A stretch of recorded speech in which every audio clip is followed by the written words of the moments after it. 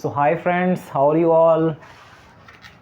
A very happy Raksha Bandhan to all my viewers, subscribers and all my dear friends. I welcome you in the new series of Physics Coach channel. My name is Ankit and I started today a very important lecture related to Biot-Savart law. Biot-Savart law is a very important law. This law comes after Oersted experiment. Okay, Oersted experiment we will learn first what is it, and after doing observation there we will understand this law. Clear? So first understand what is Oersted law. OERSTED आप लोगों ने बहुत पढ़ा होगा Oersted, that is Oersted experiment. Oersted experiment, what is it exactly? ये है क्या था और क्या था और इसका मीन्स क्या था. देखिए ये लॉ अगर आपको नहीं समझ में आया then you can't understand this law. So according to this law what is it? A current carrying conductor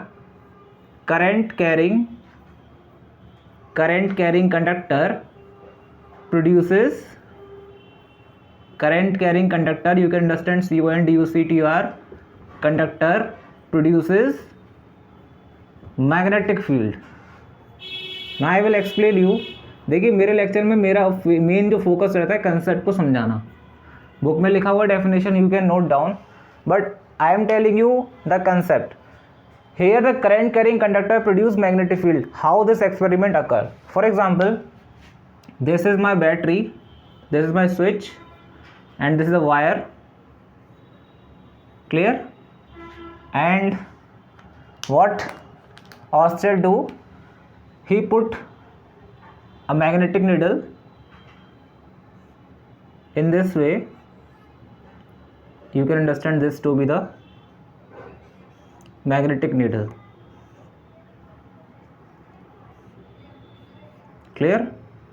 And this is pivot at this point, this is a stand. Clear? This is the magnetic needle.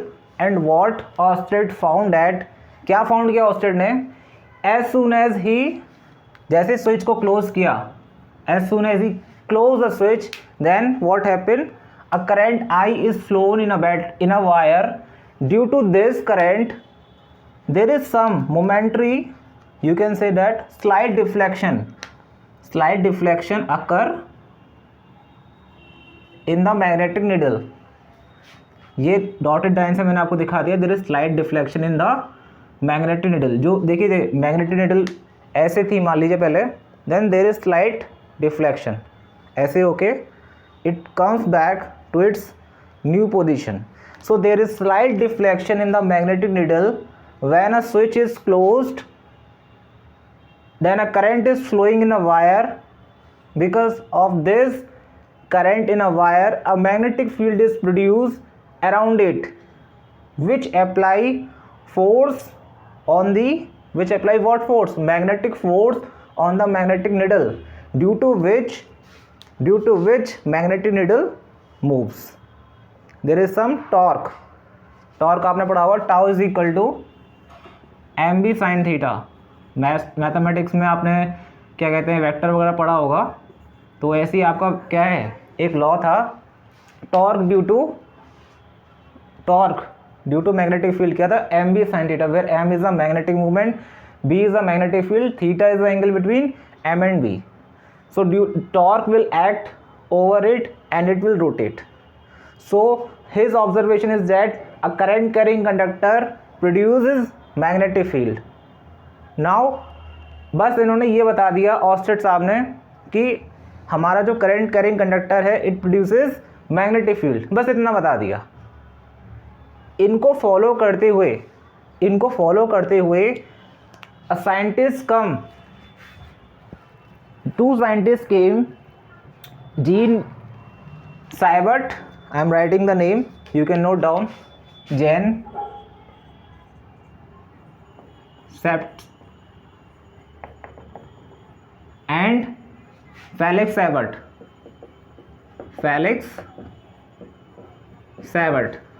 You can note down spelling आप लिख लीजिए सही से इसका, JENBAPTISTE. JEN, you can note down BAPTISTE, BAP थोड़ा नाम ऐसा है ना, STIST, you can note down. There are two scientists, Jane Bastide, Felix Savart. These are the two scientists. After this experiment, Oersted went away, चले गए, and उनकी discovery को किसने फॉलो किया? इन दो साइंटिस्ट ने फॉलो किया. क्या नाम था? Jean Baptiste, clear, Felix Savart. These two scientists do what? They do some certain experiment on the basis of Oersted experiment. Clear? What do they do? देखिए अभी आपने जो लॉ पढ़ा है ये बायट सेवर्ट लॉ, ये इन दोनों को, इन दो साइंटिस्ट के नाम से ही पढ़ा है. I am writing again, you can note down, you can note down. So these are the name of two scientist. इन दो साइंटिस्ट के नाम क्या थे? Jean Baptiste, Biot, Felix Savart. Clear? Biot, Felix Savart. After merging these two scientists' name, a law came that is known as Biot-Savart law. Biot-Savart law. Clear? So what do they say? क्या कहा इन्होंने? Oersted एक scientist थे जिन्होंने क्या बताया आपको कि current carrying conductor produces a magnetic field. Clear? Produces a magnetic field. But these two scientist give the magnitude of that magnetic field. Clear? इन दो साइंटिस्ट ने क्या बताया? उस मैग्नेटिक फील्ड की वैल्यू क्या होगी? They tell. I will tell you how to derive that, but before that try to understand Biot Savart law. Just follow the experiment of Oersted and they give the magnitude of and direction of magnetic field. क्या दिया इन्होंने? magnitude and direction of magnetic field due to a current carrying conductor. Due to एक current carrying conductor से कितना magnetic field produce होगा इन्होंने बता दिया. अब देखिए ये dB क्या है. For example this is the straight, not straight, any simple curve. This is any simple curve I am drawing here. ये कोई मान लीजिए एक सिंपल कर्व है, एंड सिंपल कर्व मत मानिए, इसे मान लीजिए X Y. This is a current element, this is a current element. In this a certain current I is flowing. Clear? So what do they say? Biot Savart law. इन्होंने क्या बताया? This is the XY is the current element in which I current is flowing. Due to this current carrying conductor, there is certain magnetic field happening around it. इसके चारों तरफ क्या है? Magnetic field है. Clear? Now they say, क्या कहा उन्होंने? They can't calculate. इस पूरे वायर से they can't calculate. इन्होंने क्या बताया? इनका लॉ क्या बताता है? इस पूरे एलिमेंट से जो मैग्नेटिक फील्ड होगी उसको हम कैलकुलेट नहीं कर सकते, but we can calculate magnetic field due to a small portion of this element. Small portion of this element मतलब ये पूरा एलिमेंट आपको दिख रहा है एक्स वाई, इसका छोटा सा एलिमेंट क्या होगा? That is DL vector. Clear? Direction, what is DL? DL क्या है? देखिए DL is the, you can note down, it is a current element, और we can say that current carrying element. Current element ही तो है, क्योंकि देखिए ये एलिमेंट में करंट फ्लो हो रहा है. Current element. क्लियर? किसी कोई डाउट यहाँ तक? According to Biot-Savart law, they can't calculate magnetic field due to the whole element. लेकिन इस एलिमेंट के छोटे से पोर्शन की वजह से जो मैग्नेटिक फील्ड होगा we can easily calculate according to this law. So I am drawing again the figure. You can note down because यहाँ से थोड़ा आपको क्लियर और ज़्यादा हो जाएगा. Please note down. So have you note down? Okay. So according to the Biot-Savart law, he consider a small element. This is xy is the total element, इसका छोटा सा पोर्शन इन्होंने ले लिया, दैट इज द डीएल। इस DL element से जो magnetic field होगा, he told what he told is a small element, बहुत छोटा है। देखो छोटा होगा तो स्ट्रेट होगा, छोटा सा मैंने एलिमेंट कंसिडर कर लिया। And the magnetic field due to this element at certain point P, ये मान लीजिए कोई पॉइंट पी है, the magnetic field due to this element at a certain point P which is located at a distance R, R vector is the, this vector notation, magnitude क्या होगा इसका, R. Clear, R इसका magnitude है, कितना distance पर है, मान लीजिए इसके वायर का छोटा सा एलिमेंट मैं यहाँ शो कर रहा हूँ, इसके मिडिल से मैंने क्या लिया, एक पॉइंट ले लिया है, जैसे point P which is at a distance R. Clear, R vector shows क्या दिखा रहा है, ओ से पी डायरेक्शन है उसकी। Clear, so DL is a what, DL is a current carrying element, current को ले जाने वाला एलिमेंट ही है। इसकी डायरेक्शन क्या होगी, जिस डायरेक्शन में करंट होगा उसी डायरेक्शन में क्या होगी, इस डीएल वेक्टर की डायरेक्शन होगी। क्लियर, यहाँ तक किसी कोई डाउट अभी तक? So according to the Biot Savart law, देखिए अगर हम यहाँ पर अपना लॉ लगाएं, क्या लगाएंगे, right hand thumb rule. If you apply the right hand thumb rule, then देखिए I am applying the right hand thumb rule, this is a straight wire, thumb is in the direction of current, my finger roll in this way, clear, the direction is this। अब देखिए my thumb is in the direction of current carrying element, my finger is in the along the P। देखिए इस point P, अगर point P पर रखूँ अपनी finger की direction, तो कहाँ मेरी फिंगर कहाँ कल हो रही हैं, अगर मैं ऐसे रखूँ अपना थंब इस डायरेक्शन में, तो फिंगर कहाँ कल हो रही हैं, inside the board.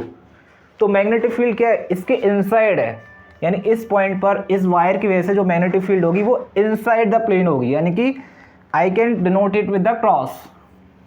Clear, cross से मैं इसको डिनोट कर सकता हूँ कि मैग्नेटिक फील्ड क्या होगी, it will be inside the board, so that's I am drawing with the cross. It means इसके किसी पॉइंट पर, यहाँ ले लीजिए, पॉइंट में यहाँ ले लूँ P1 P2, यहाँ ले लूँ, everywhere magnetic field is inside the plane. यहाँ भी डायरेक्शन क्या होगी, इस पॉइंट में मैग्नेटिक फील्ड डायरेक्शन क्या होगी, inside. Clear, R is the distance of, you can note down, R is the, what is R, R is the distance of a point, distance of a point P from a current element, from a current element. Clear, यहाँ तक clear, किसी को doubt? If you have any doubt, if you can feel free to ask me. So let's move forward. So according to this law, बायट-सैविट law, the magnetic field, देखिए छोटा सा element है, इस छोटे से एलिमेंट की वजह से कितनी मैग्नेटिक फील्ड होगी, छोटी होगी। So we can say that dB magnetic field is there at a point P due to a small element dl। clear, this dB कितना होगा, इसका जो मैग्नीट्यूड होगा, इस मैग्नीट्यूड मतलब इसका क्वांटिटी किसके प्रोपोर्शनल होगा, इस वायर में जितना ज़्यादा करंट होगा, more the current in the wire, more is the magnetic field at the point. Equation first. Clear, theta, देखिए ये करंट कैरिंग एलिमेंट है, ये आर वेक्टर है, और इनके बीच का एंगल क्या है, थीटा। समझ आ गया, dV इज proportional to the current element, आपने क्या लिया है, समझाया, and this is inversely proportional to the R square. R मतलब पॉइंट जितना दूर जाता जाएगा, आप जितना क्लोज आएंगे इस वायर के, then what happen, magnetic field strength क्या होगी, बढ़ जाएगी। अगर आप दूर जाएंगे तो मैग्नेटिक फील्ड क्या हो जाएगी, कम हो जाएगी, इसकी स्ट्रेंथ क्या है, कम हो जाएगी। जस्ट एग्जांपल, एक कमरे में लाइट जल रही है, क्लियर, तो उस कमरे में क्या होगा, एक सर्टेन लोकेशन तक ही लाइट का रोशनी रहता है, थोड़ा आप दूर चले जाएंगे तो उसकी इंटेंसिटी क्या होती है, इन्वर्सली होती है आर स्क्वायर के, 1/r स्क्वायर के, यानी जितना दूर जाते जाओगे उसकी इंटेंसिटी क्या होती है, लाइट की इंटेंसिटी कम होती जाती है। लाइट के बहुत पास जाके पड़ोगे तो क्या होगी, रोशनी ज़्यादा होगी। Clear, in the similar way magnetic field क्या इन्वर्सली प्रोपोर्शनल होता है आर स्क्वायर के, मतलब जितना ज़्यादा दूर जाएंगे उतना कम क्या होगा, मैग्नेटिक फील्ड का मैग्नीट्यूड होता जाएगा। क्लियर? किसी को कोई डाउट यहाँ तक? Okay, equation first, equation second, equation third, this is also proportional to the sine theta और we can say that theta, theta जो एंगल है इसके प्रोपोर्शनल होगा। और as we know that sine theta is approximately equal to theta, तो हम ये भी लिख सकते हैं यहाँ पर कि this is proportional to the sine theta. If you merge all these point then you will get dv proportional to the ideal sin theta upon r square। किसी कोई डाउट बताइए? So any doubt? Okay, when I remove this proportionality sine तो क्या होगा, एक constant आएगा db is equal to k I dl sine theta upon r square. What is this k? ये जो k है आपका, this is very very important point, ये k ही आपको क्या करना है, समझना है। You need to understand what is this k, the value of this k, this is the very very important topic and very very important thing. बच्चों को ये नहीं पता होता है k, उनको सीधे फॉर्मूला पढ़ा दिया जाता है but they don't know what is k, ही नहीं पता क्या होता है। This k depends on, k क्या प्रोपोर्शनलिटी कांस्टेंट है, ये किस पे डिपेंड करता है? It depends on the medium, it depends on the कि आपके पॉइंट और वायर के बीच में क्या मीडियम रखा है। It depends on the medium between the point. Clear बच्चों, कोई डाउट आपको? Point P and the wire, wire और पॉइंट P के बीच में क्या मीडियम है? मान लीजिए ग्लास है, एयर है, एयर तो है, वैक्यूम है। क्लियर? या कोई मेटल रख दिया, अगर आप इसकी जो मेटल रख देंगे तो मैग्नेटिक फील्ड यहाँ चेंज हो जाएगी इस पॉइंट पर।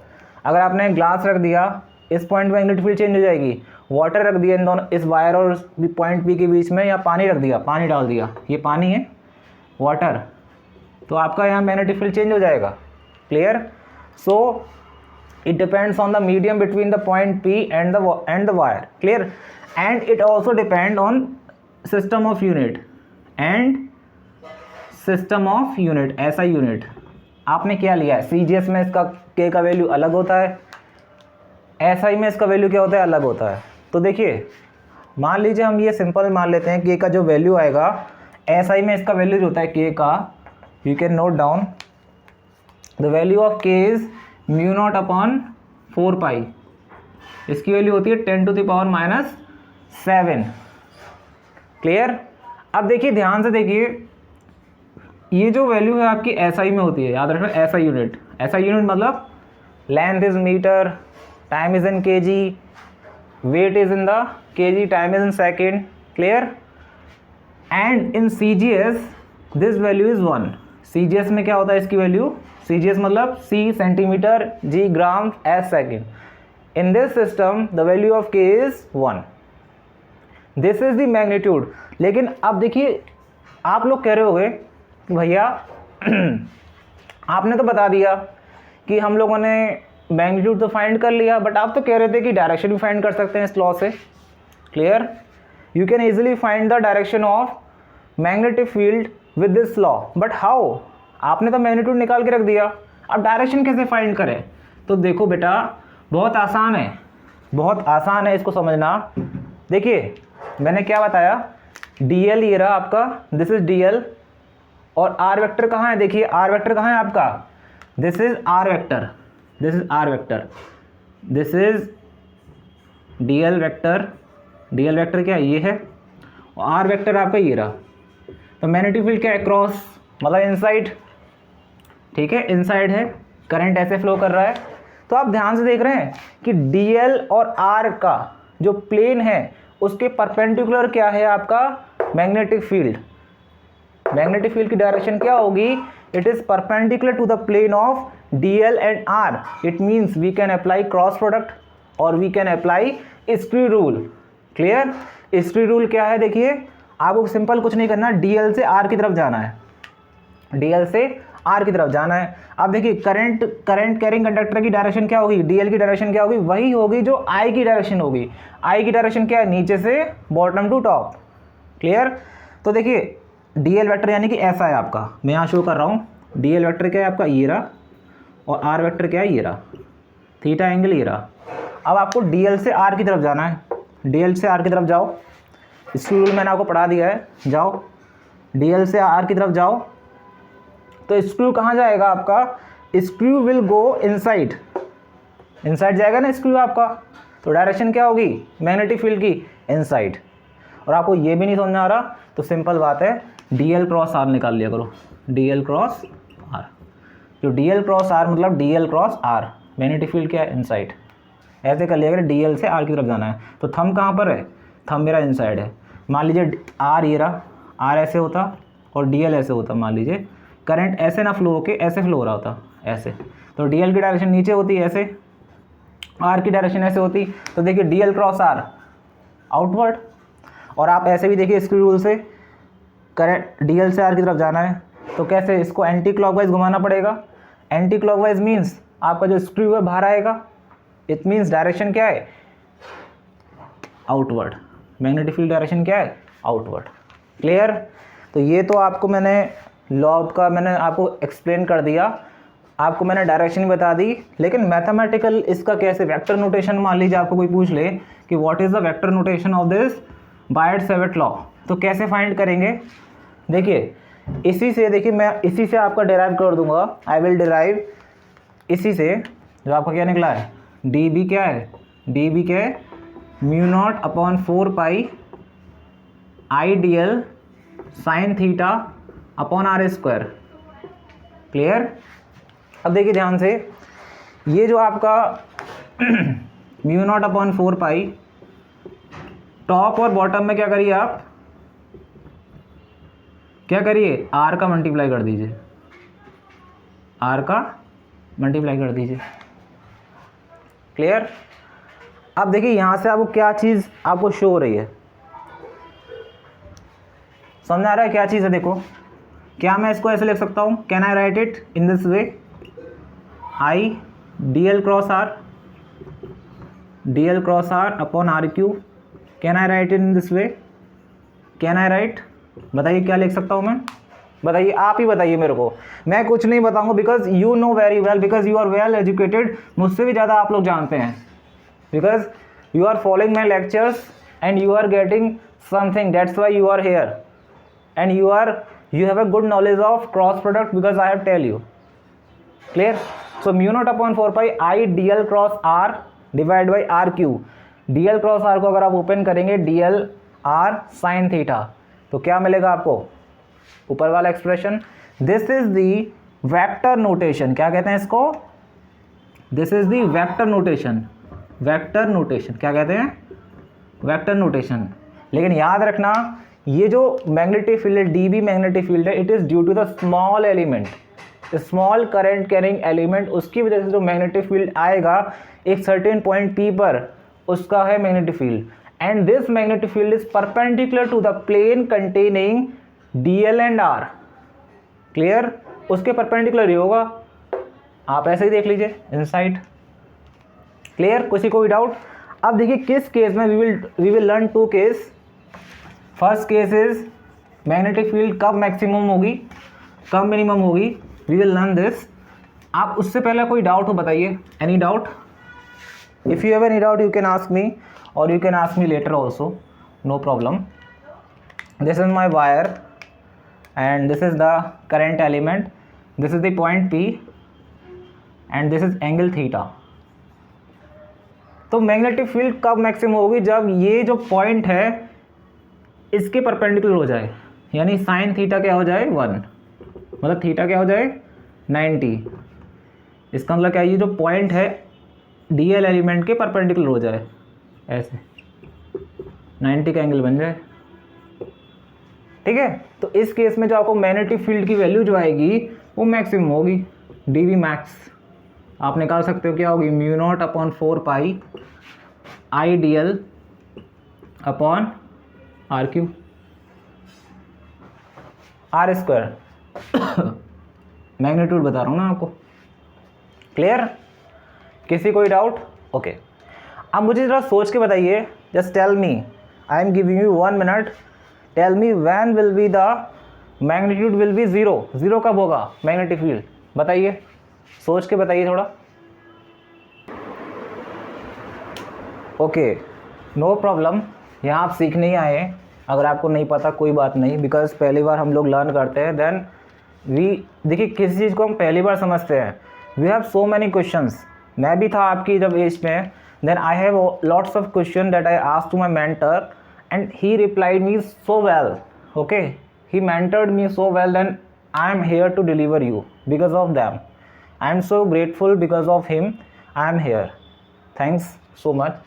So here theta 0 कर दीजिए। थीटा 0 का मतलब क्या है? ये जो आपका पॉइंट है, अगर इस पॉइंट का थीटा 0 मतलब पॉइंट यहाँ आ गया, पॉइंट यहाँ आ गया, पॉइंट और आगे आ गया। देखिए अगर इस पॉइंट को मैं यहाँ लेकर आया, इधर ले आया, तो थीटा क्या हो गया? ये हो गया। पॉइंट को मैं थोड़ा और क्लोज लेके आया मैग्नेट इसके वायर के, थीटा क्या हो गया? ये हो गया। मान लीजिए पॉइंट इस वायर के ऊपर ही आ गया, तो देखिए वायर की एक्सिस यही, तो ये एक्सिस है वायर की, this is axis of wire. If the point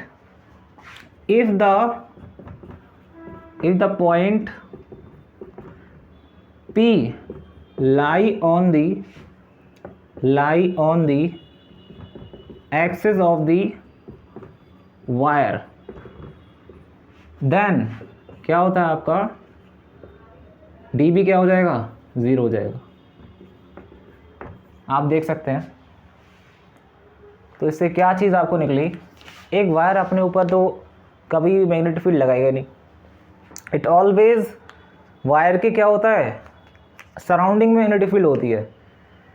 वो अपने अंदर कुछ मैग्नेटिक फील्ड नहीं होती है उसके अंदर, वो सराउंडिंग में क्रिएट करता है। यानी कि वायर के अंदर जो चार्ज फ्लो होता है, उसको सरफेस पे होता है। क्लियर?